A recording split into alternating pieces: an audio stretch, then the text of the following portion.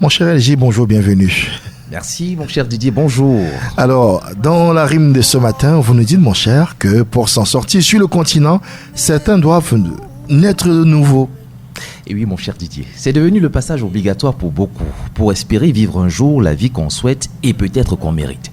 Une nécessité qui s'impose comme une évidence quand on sait que la première naissance et partant la première vie, celle que Dieu connaît, la sage femme et la mère aussi, cette vie-là, disais-je donc, est bien trop souvent courte pour réaliser ses rêves. Surtout quand on n'est pas né dans la bonne famille où ton nom bien avant ta naissance a déjà sa place assurée dans les hautes sphères de la société, suivant la ligne des privilégiés à laquelle tu as la chance d'appartenir.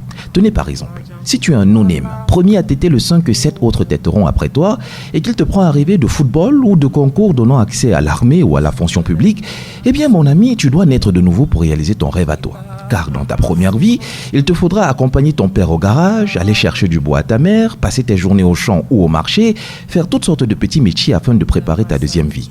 Une fois que tu te seras acquitté de tes obligations d'enfant premier-né, maintenant tu peux aller courir derrière un ballon ou déposer tes dossiers. Sauf que dans l'intervalle, le temps ne s'est pas arrêté. Oui, 17 ans sont passés et te voilà disqualifié par ce stupide chiffre qui te barre la route de ce rêve-temps qui te fait languir depuis si longtemps.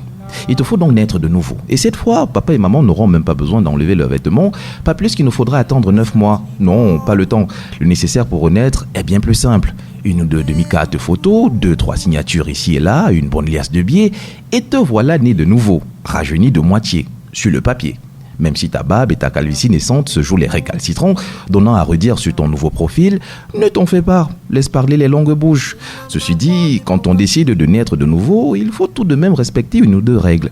La première, rester discret. Car oui, ceux qui ont connu ta première naissance, ces aigris et envieux, pourraient se mêler des choses qui ne les concernent pas et sortir les archives de ton passé. Deuxième règle, et pas des moindres, profiter à fond et rapidement des fruits de cette nouvelle naissance, parce que comme le dit mon père, la vérité est un animal à très courtes pattes qui va lentement, mais finit toujours par arriver.